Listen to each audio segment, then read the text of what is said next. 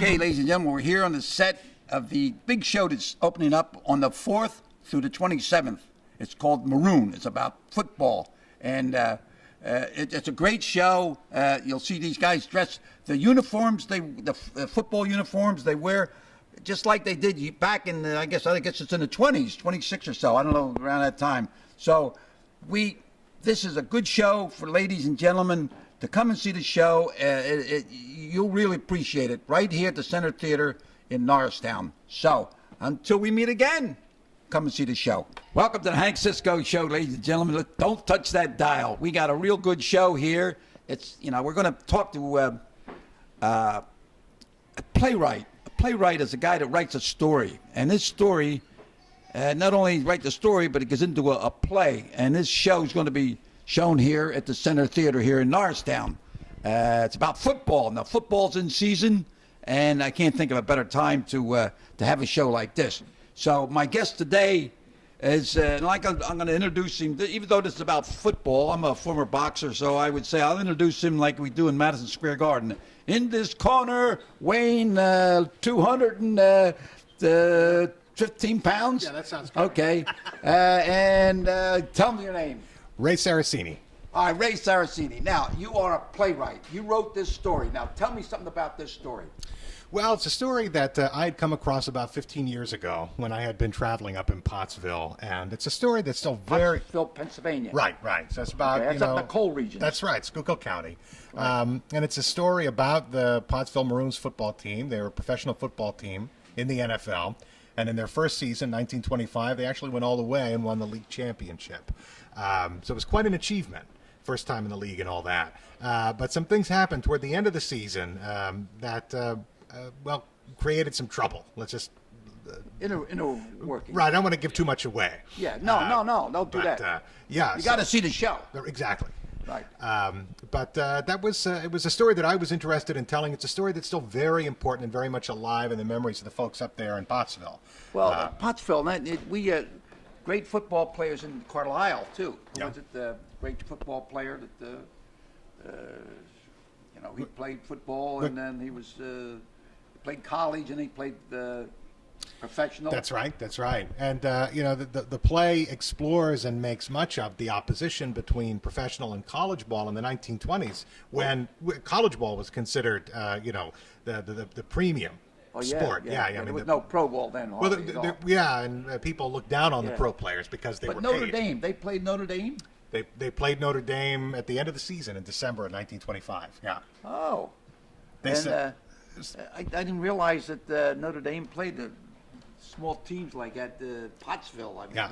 Well, they were an NFL franchise, and the rules were a little looser back then. And basically, the Maroons wanted to prove that they were the best team, not just in the NFL, but in all of football. And back then, the only way you did that was to try to defeat the Notre Dame All-Stars. Well, what's now the key to this thing is I just watched some of the rehearsal, and there's always some tension in the locker room. I guess that's about everything, right? Even in every sport or for politicians and everything else, right? Well, yeah, absolutely. And it brings the root out. It tells you something about the story, about each individual player, what they're talking about, and I guess maybe a little jealousy sometimes. One guy gets too much publicity or something.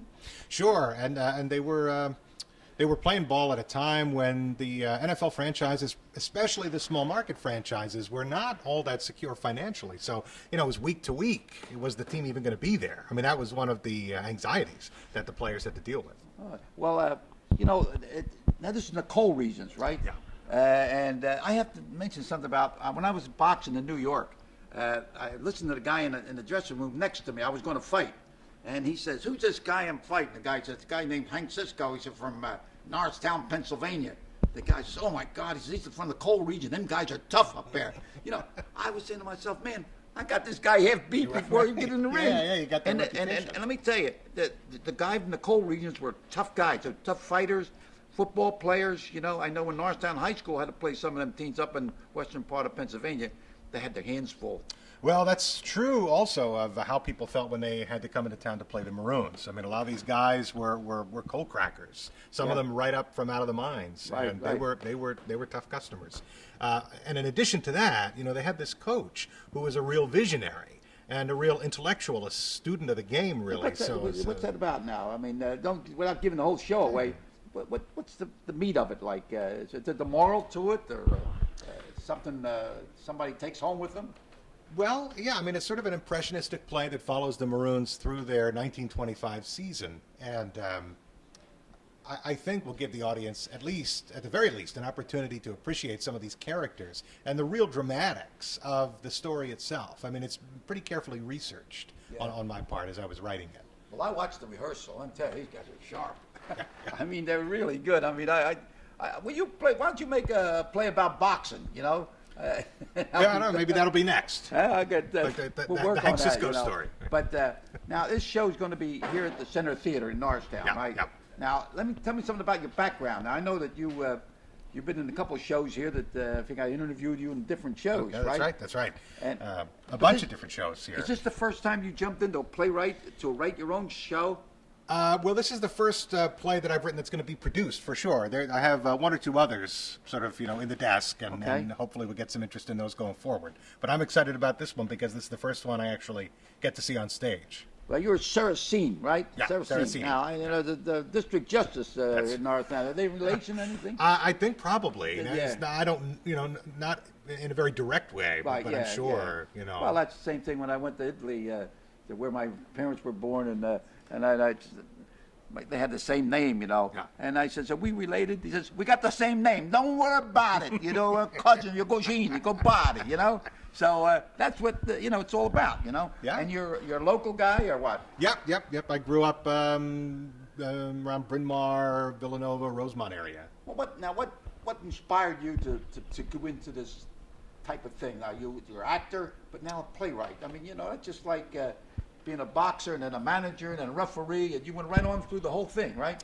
Yeah, well, hopefully I'll be able to do a little bit of each or a little bit of all of them going forward from here. Right. I went off to up to Boston for a couple of years. I got my PhD in theater up there, and I did a lot of research into local Philadelphia theater history from the early 1800s, and a number of stories began to come out of that research. And this one sort of indirectly. I had thought about it for years, but as a result of that research, I got some insight into how I thought I might pull it off on stage. How about that? Well, there's a guy that's a writer or something from England, and he's writing a story about Rocky Marciano, and he found out that I was a stablemate of Rocky Marciano. So he sent some email to me. He wants me to, if anything I know about Rocky Marciano, some experiences and things that he hasn't covered. And I had some, because I was at the training camp with him. Also, there was another guy that's doing a HBO. It's about Boogaloo Watts and Marvin Hagler. It was a fight, and I refereed the fight back in 1972. So he's doing a story on it, and I refereed it.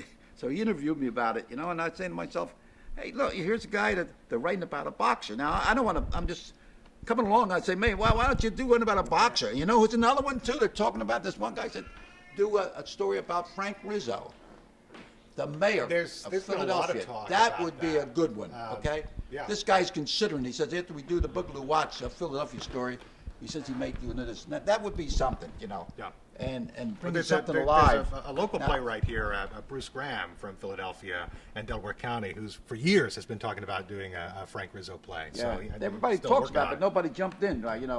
If you want to swim, you got to get in the water. Standing on the shore. But now, how about your schooling? Now, you started. What elementary school did you go to? I went to Ithan Elementary as a local public school. I went to St. Aloysius. I went to Malvern Prep. Went to Villanova. So sort of back and forth between the public schooling and the Augustinians. Well, you're the same thing with me. I went to public schools and Catholic schools, and they closed the one school down and they moved the other one down, like in Northtown. I went to Gottwalls, Roosevelt, Rittenhouse. I went to Stewart. They keep closing schools down.